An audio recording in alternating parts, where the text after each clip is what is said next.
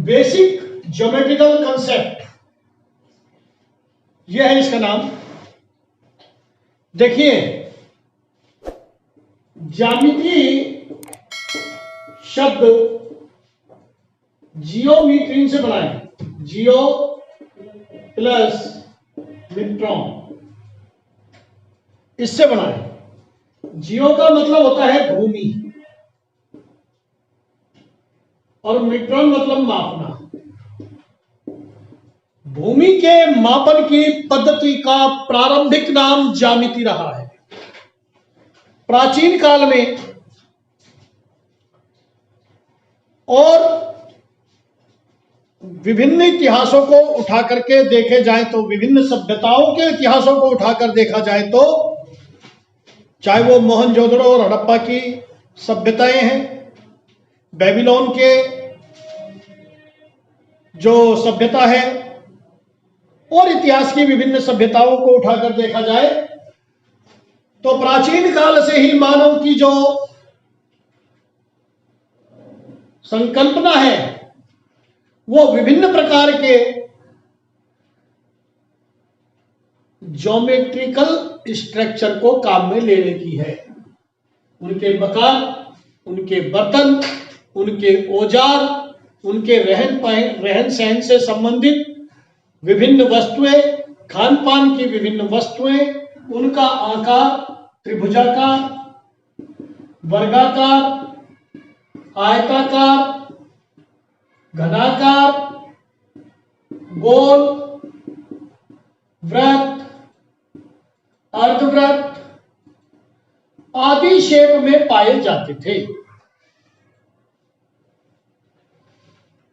तो ज्योमेट्री की विभिन्न रचनाओं में हम ये देखेंगे कि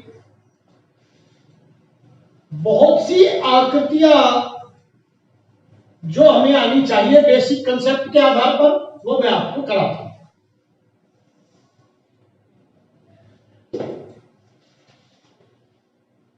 ज्योमेट्रिकल यानी कि ज्यामिति की आकृतियां और ठोस विभिन्न प्रकार के होते हैं।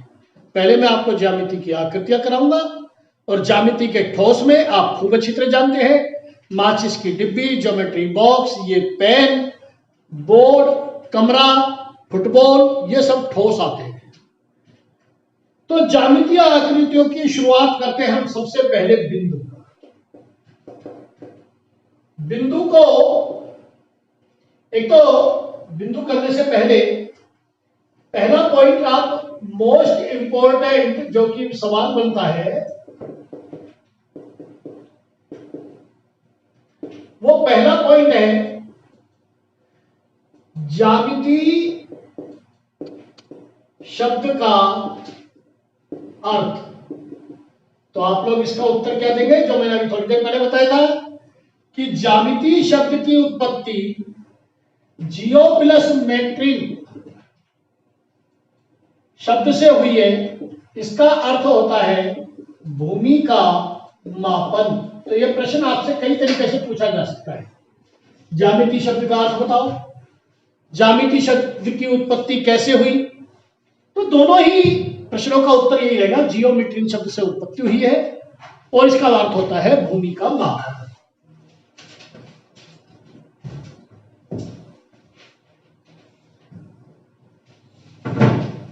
अब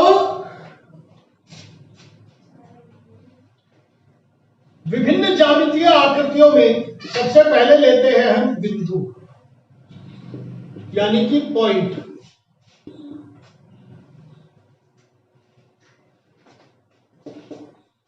यह है बेसिक कंसेप्ट ऑफ ज्योमेट्री।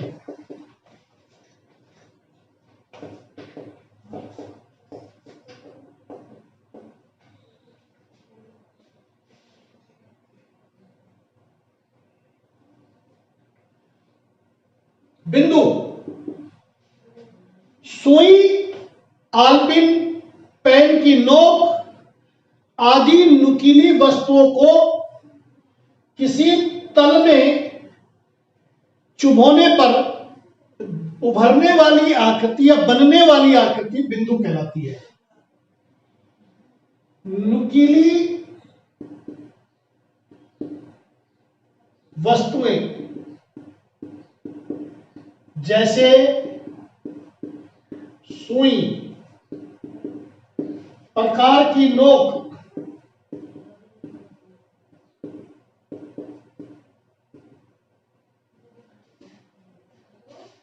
कील, पेन या पेंसिल की नोक,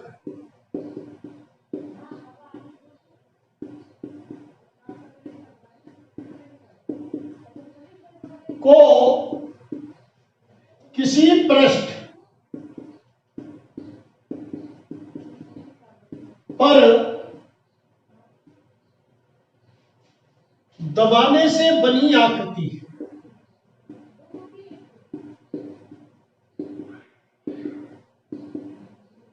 बिंदु कहलाती है। पॉइंट। ठीक। बिंदु के बारे में मोस्ट इंपॉर्टेंट बात आपको बता रहा हूं मैं, जो मैंने बुक में तो नहीं देखी है कहीं लिखी हुई।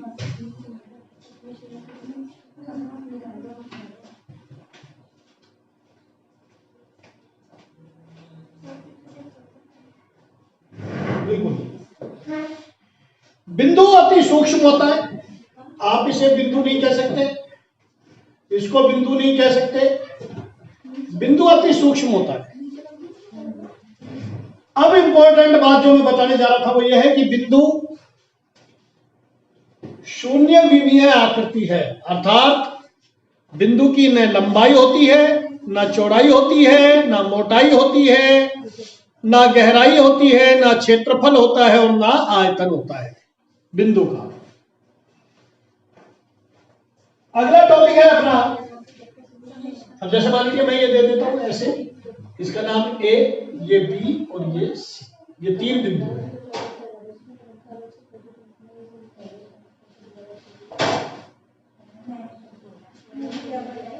अब है रेखाखंड। अगला टॉपिक तीसरा, रेखाखंड, लाइन सेगमेंट। तीसरा है रेखाखंड, इसको बोलते हैं लाइन सेगमेंट। लाइन सेगमेंट में क्या होता है, दो बिंदुओं को एक ही तल में दो बिंदुओं को मिलाने वाली सीधी रेखा। एक ही तल बोलना जरूरी है। एक तल में दो बिंदुओं को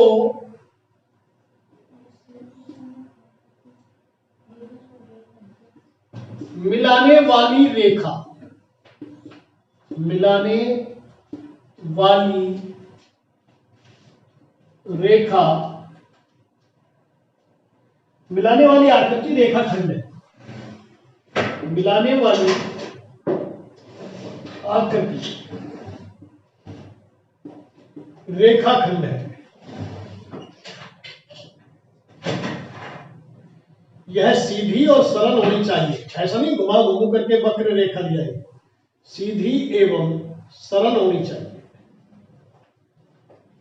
तो इसको ए बी से प्रदर्शित करते हैं और ऐसे लगाते हैं, यानी कि ए से बी तक की दूरी, सीधी दूरी। आकृति की जगह सीधी, सीधी आकृति। यह हुआ रेखाखंड। जैसे मान लीजिए आपने एक डोर पकड़ रखी है, यहां से दूसरे बच्चे ने यहां पकड़ रखी है। यह डोर चाहे कितनी भी लंबी है, लेकिन यहां से यहां की जो सीधी दूरी होगी, ये चाहे कितनी भी लंबी है, ये वाली सीधी दूरी रेखाखंड कहलाएगी। ठीक। अगला टॉपिक है सरल रेखा।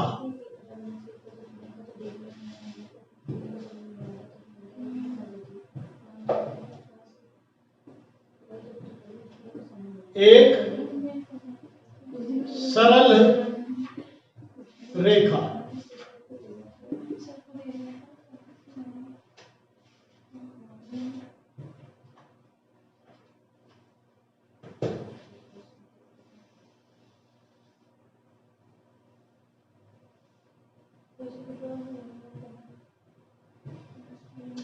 दो बिंदुओं से होकर जाने वाला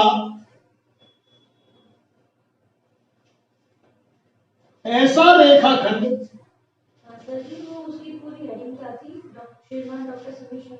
दो बिंदुओं से होकर जाने वाला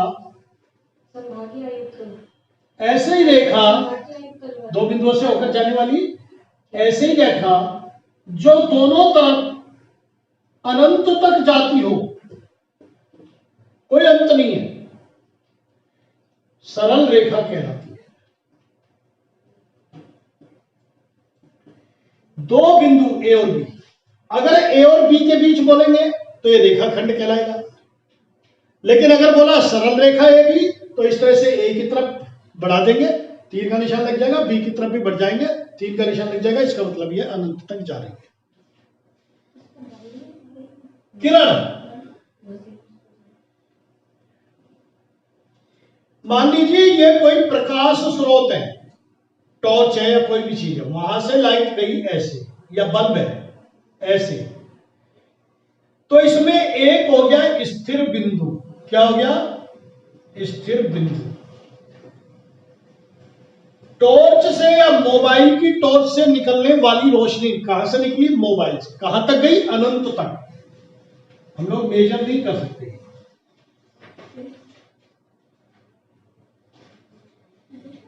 तो एक निश्चित या स्थिर बिंदु से, एक निश्चित या स्थिर बिंदु से अनंत तक जाने वाली सीधी आकृति किरण कहलाती है। तो किरण क्या हुई? ये बिंदु से गई और इधर लगाओगे आप तीर का निशान। इसका मतलब ये तो इसका स्टार्टिंग पॉइंट है ए, और ये बी की डायरेक्शन में अनंत तक जा रही है। ये हो गया किरण। तो अभी तक मैंने आपको क्या क्या पढ़ाया, एक बार फिर उसको रिव्यू कर लीजिए, और फिर मैं आगे के टॉपिक कराऊंगा और कल कराऊंगा मैं प्रश्नावली। ठीक है बच्चों? तो आज मैंने आपको पढ़ाया कि ज्यामिति शब्द का मतलब क्या है, इसकी उत्पत्ति कैसे हुई, बिंदु क्या है यानी कि इसकी परिभाषा क्या है, रेखाखंड क्या है, सरल रेखा क्या है, और किरण क्या है। इसको ज्योमेट्री बोलते हैं, जियोमेट्री से बड़ा है, जिसका मतलब होता है भूमि का मापन। इसको हम पॉइंट कहते हैं, किसी भी नुकीले सिरे को एक तल में गाड़ने पर बनी आकृति। रेखाखंड दो पॉइंटों से होकर जाने वाली रेखा जिनके स्टार्टिंग पॉइंट ये है, यानी कि दो पॉइंटों के बीच की सीधी और सरल आकृति को रेखाखंड बोलते हैं।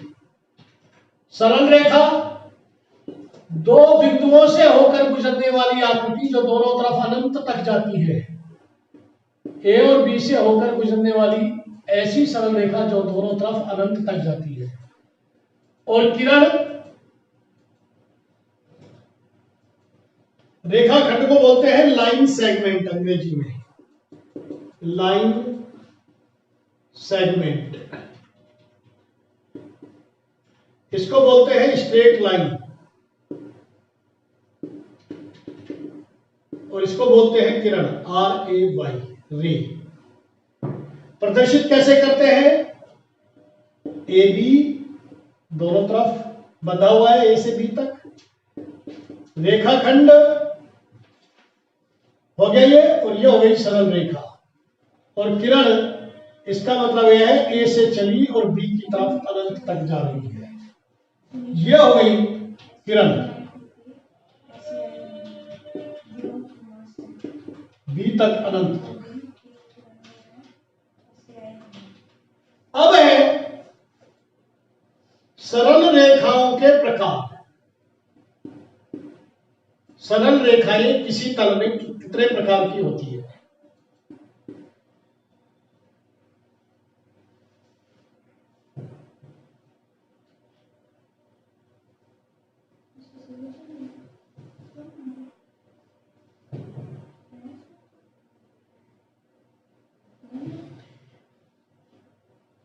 यह टॉपिक आपके कोर्स में शायद नहीं है, नहीं है, किरण है, बिल्कुल है। अब है प्रतिच्छेदी रेखाएं। प्रतिच्छेदी रेखाएं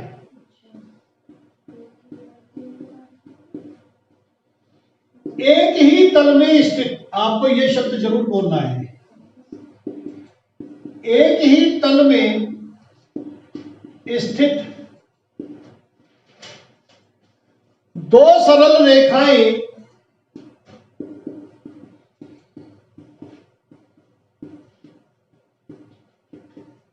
जो परस्पर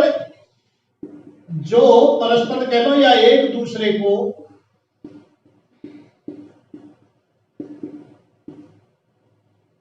काटे, काटने को कहते हैं प्रतिच्छेद करना, एक दूसरे को प्रतिच्छेदित करें, तो ऐसी रेखाएं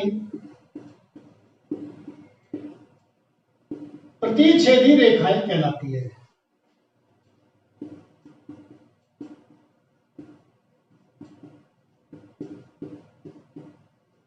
जैसे एक ये है, एक ये है, दोनों ने यहां काटा ओ बिंदु पर, इसका नाम है ए, इसका नाम है बी, ये है सी और ये है डी, तो ये प्रतिच्छेदी रेखा है। अगर नहीं काटे और आगे बढ़ाने पर काटे, जैसा अभी तो नहीं काट रही है लेकिन आगे या पीछे बढ़ाने पर काटे, तो भी प्रतिच्छेदी रेखाएं कहलाती हैं। अगला टॉपिक है समांतर रेखाएं। यह शब्द जरूर काम आएगा दोनों में। एक ही तल में स्थित ऐसी दो रेखाएं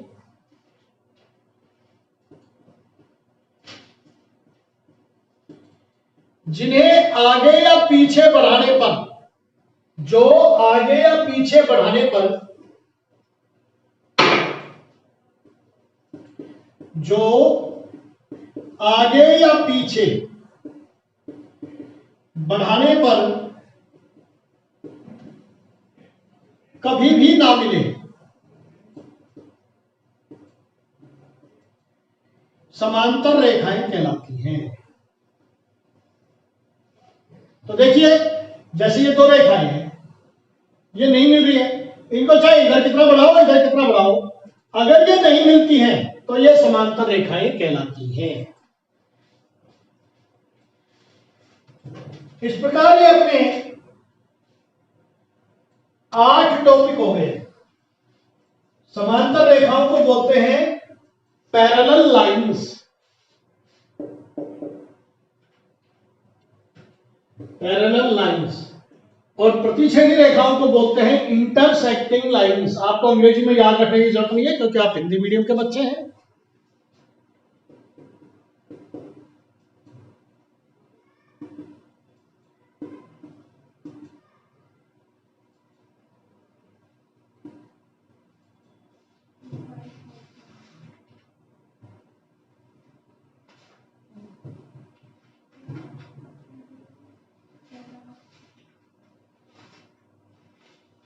इस तरह से आज के अपने ये टॉपिक समाप्त होते हैं।